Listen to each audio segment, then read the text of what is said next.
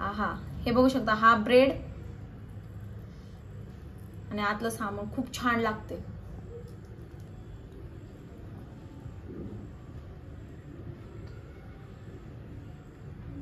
मला सगळ्यांना खायला खूप छान. हॅलो गाईज, जय महाराष्ट्र. मी पूनम भोसले. माझ्या युट्यूब चॅनलवरती तुमचं पुन्हा एकदा मनापासून नव्याने स्वागत आहे. तर आज खूप छान असा बाहेर पाऊस पडतोय आणि पाऊस पडत असताना कोणाकोणाला भजी समोसा वगैरे खाऊशी वाटतं मला नक्की कमेंट करून सांगा. आणि आता पण आम्हाला तसंच खाऊशी वाटते. खूप छान असं वातावरण झालंय बाहेर.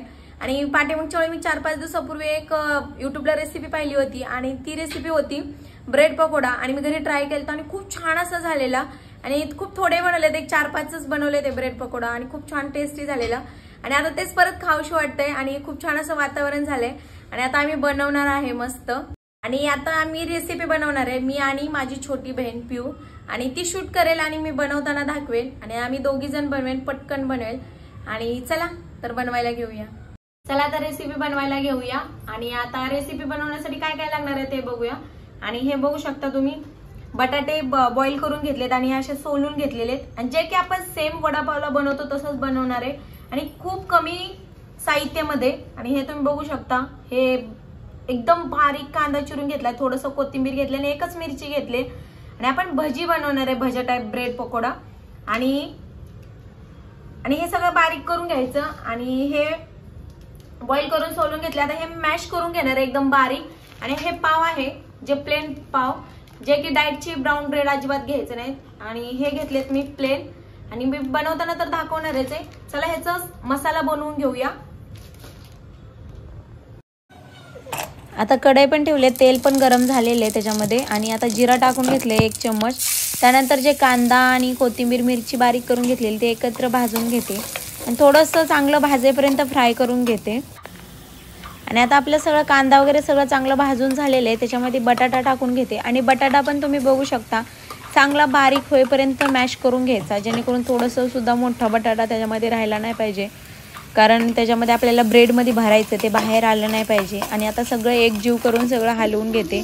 आणि हा झालेला आहे आपला मसाला तयार. आणि आता मस्तपैकी थोडंसं थंड व्हायला ठेवते. त्याच्यानंतर आपण हे गोळे करायचे आहेत, त्यामुळे थंड झाला पाहिजे हा मसाला. आता थंड करायला ठेवते. आणि आता तोपर्यंत माझ्या छोट्या बहिणीने पिऊने जे ब्रेड कापायला घेतलेत. आणि ती ब्रेड कशी कापते तुम्ही बघू शकता. हे साईडचे जे ब्राऊन आहे ना ते तेवढं काढून टाकायचं. आणि ज्या आतमधलं जे व्हाईट असतं ते आपल्याला ब्रेड पकोडा बनवायला यूज करणार आहे. आणि आता हे बघू शकता, साईडचे जे ब्राऊन का काढायचं, तर कारण त्याच्यामध्ये थोडं जास्त गोड असतं आणि ते यूज नाही करायचं, ते काढून टाकायचं. आणि ते पण काढलेलं फेकून नाही द्यायचं, वेस्ट नाही करायचं, ते पण आपण चहासोबत खाऊ शकतो.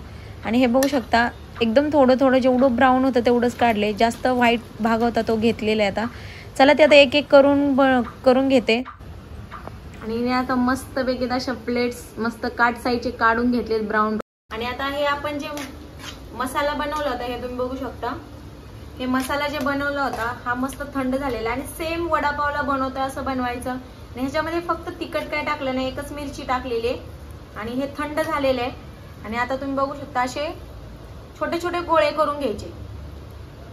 ह्याच्यानंतर मी काय करणार आहे नीट व्यवस्थित बघून घ्या. छोटे करायचे, जास्त करायचे अजिबात नाही.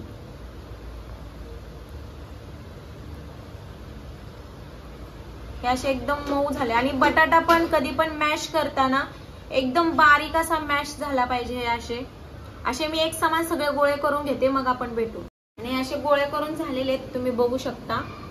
आणि आता मी ब्रेड मध्ये हे कसं पॅक करते आणि कसं भरते हे आता तुम्ही बघा. आणि आता हे ब्रेडचे जे आपण साईडचं ब्राऊन काढले ह्याच्यामध्ये आता मी बटाट्याचे जे मसाल्याचे गोळे केले ते कसे ह्याच्यामध्ये भरते त्याचं बघा तुम्ही. आता हे काय करायचं, हे थोडंसं नॉर्मल असं ब्रेड भिजवून घ्यायचं, दाबायचं थोडंसं.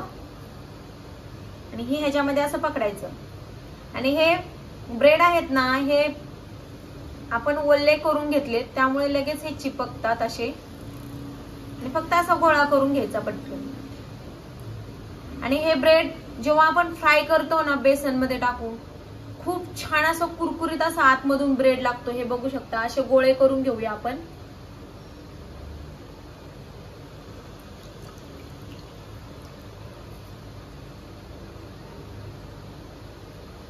आणि वरती असा बटाटामध्ये सामान वरती गोळा मोठा केल्यामुळे आले तरी चालेल, काही प्रॉब्लेम नाही. हे तुम्ही असं फक्त गोळा करून घ्या, आपोआप हे आतल्या बटाट्याला सगळं ब्रेड चिटकून जातं. हे बघू शकता तुम्ही. आणि हे फ्राय करताना अजिबात फुटत नाही, अजिबात बाहेर येत नाही, हे तुम्ही पण बघा आता. आणि मी चला अशाच सगळे गोळे करून घेते आणि मग आपण बेसनचं बॅटर बनवताना भेटू.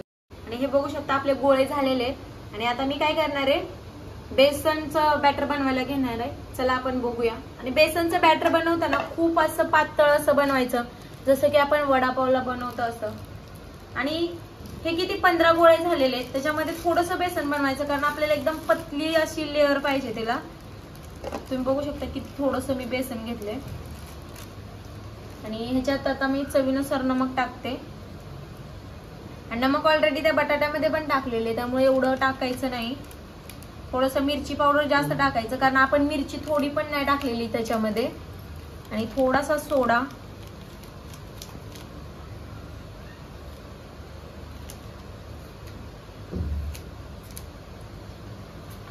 आणि आता हे पाणी टाकून घ्यायचं. मस्त पातळ अशी लेअर करून घ्यायची, एकदम पातळ पेस्ट करून घ्यायची.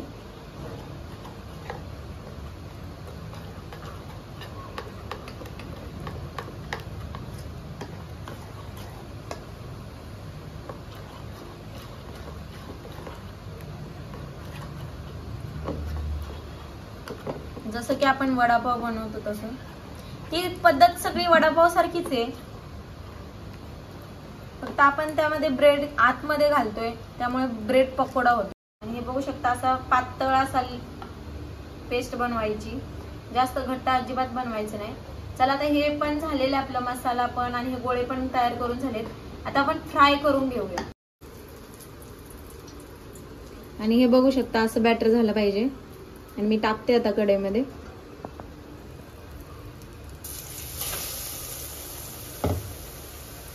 असे जेवढे तेलामध्ये बसतील तेवढे सगळे टाकून घ्यायचे एकदमच.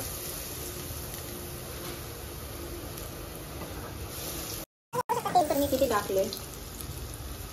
आणि सगळे करून हलवून घ्यायचे आता. आणि बघू शकता भाजलेले आहे आपलं आता मस्त सगळ्या बाजूनी. असा ब्राउनिश असा कलर आला पाहिजे. मी आता हे काढून घेते. आणि असं जाळीत काढून घ्यायचं, जेणेकरून तेल सगळं आहे ते सगळं निघून जाते. मी काढून घेते आता एक एक करून सगळं.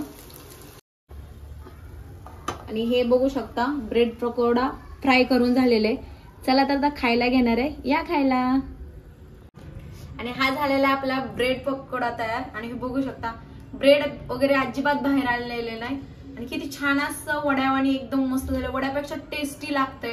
आणि एकदा खरंच तुम्ही ट्राय करून बघा. आणि हा झालेला आहे आपला ब्रेड पकोडा तयार.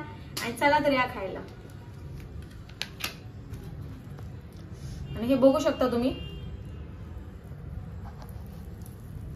आहा, हे बघू शकता हा ब्रेड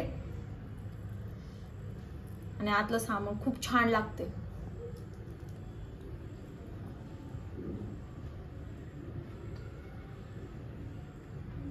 मला सगळ्यांना खायला खूप छान. आणि एकदा नक्की तुम्ही घरी ट्राय करा. आणि तुम्ही जेव्हा घरी नक्की ट्राय करचाल तेव्हा कशी झाली टेस्ट मला नक्की कमेंट बॉक्स मध्ये कमेंट करायला विसरू नका. आणि खरंच घरी तुम्ही ट्राय करा, खूप छान होतात. चला तर या सगळेजण खायला. आणि माझा हा व्हिडिओ आवडला असेल तर प्लीज लाईक, शेअर आणि सबस्क्राईब करायला विसरू नका. थँक्यू.